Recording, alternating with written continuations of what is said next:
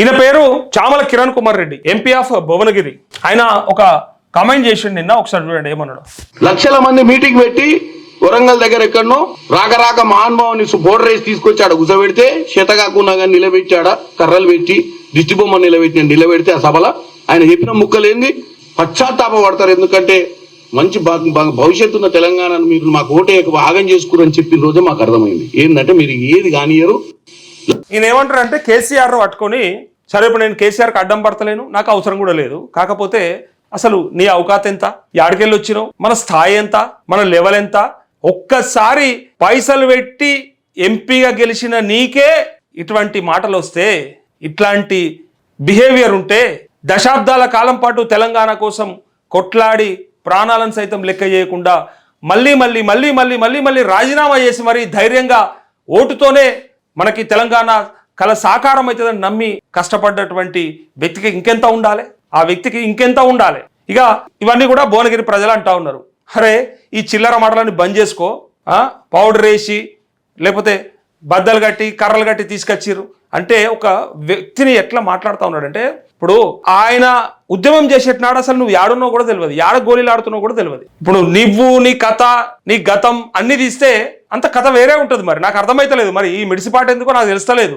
స్థాయిని బట్టన్నా మాట్లాడాలి. ఇప్పుడు రేవంత్ రెడ్డి మాట్లాడతాడు కదా, కేటీఆర్ మాట్లాడిన, హరీష్ మాట్లాడిన నా స్థాయి కాదు, మీరు పెద్ద ఆయన్నే రావాలి, ఇక పెద్ద ఆయన అని కూడా అన్నాడు, ముసలాయన్నే రావాలి లేదంటే ముసలోడే రావాలి, మీరెంత పిల్లకాకులు అని మాట్లాడే రేవంత్ రెడ్డి ఓటుకు నోటు దొంగగా దొరికిన ఆయన్నే అన్ని మాటలు చెప్తే, మరి ఎక్కడా ఏ తప్పు చేయనటువంటి కేసీఆర్ని ఇట్లాంటి వ్యక్తి అనాలన్నా మరి ఇంకేమన్నా అనాలన్నా తెలుస్తలేదు, కానీ ఇట్లాంటి పిచ్చోడు ఇట్లా పిచ్చి పిచ్చి మాటలు మాట్లాడుకుంటా పర్సనల్ గా హ్యూమిలేషన్ అనేది ఏదైతే ఉందో అది ఎంతవరకు కరెక్టో ఒకసారి ఆలోచన చేసుకోవాలి. అవసరమా? పౌడర్ వేసి తెచ్చిండ్రు, బద్దలు గట్టి తెచ్చిర్రు, కట్టెలు పట్టి తెచ్చిర్రంటే ఆయన వయసులో, నేను చెప్తా ఉన్నా కదా, అసలు ఆయన నీ వయసులో ఉన్నప్పుడు ఉండుంటే నీ కథ తెలిసేది, చూపించేటోడు. ఇప్పుడు వయసు అయిపోయి సైలెంట్ గా ఉన్నాడు అని కూడా అనుకోవడానికి లేదు, పిచ్చోడని వదిలేస్తాడు అంతే. ఎన్నో కుక్కలు మరుగుతాయి బజార్ పొంటి, అదో కుక్క అనుకుంటే నేనైతే ఇంకా ఎర్రి కుక్క అనుకుంటాడు. అట్లాంటి పిచ్చి మాటలు మాట్లాడు బంద్ చేసుకోవాలని చెప్పి ఇలా భువనగిరి పార్లమెంట్ నియోజకవర్గ ప్రజలంతా అంటా ఉన్నారు. అయ్యో ఇంకా వినండి. మీటింగ్ పెట్టి వరంగల్ దగ్గర ఎక్కడనో రాక మహానుభావుని నీతో అవుతుందా అంత పెద్ద మీటింగ్ పెట్టాడు, ఇన్ని పెద్ద పెద్ద మాటలు మాట్లాడుతున్నారు కదా, మీతో అవుతుందా?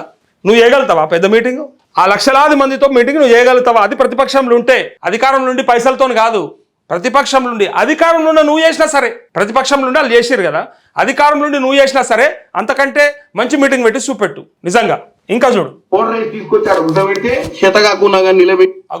చేతగాకున్నా సరే నిలబెట్టి పౌడర్ వేసి తీసుకొచ్చి కూసోబెట్టి ఏం మాట్లాడుతుండ అసలు. ఇవన్నీ కూడా ఏదో అంటారు కదా, ఏం లే నాకు ఎగిరెగిరి పడుతుందని ఒక సామెత ఉంటుంది, పక్కా వర్తిస్తుంది మనోనికి. అన్నీ ఉన్న నాకు అణిగి మనకి ఎట్లుంటుందో ఏం లే నాకు ఇట్లా ఎగిరెగిరి పడుతుంది.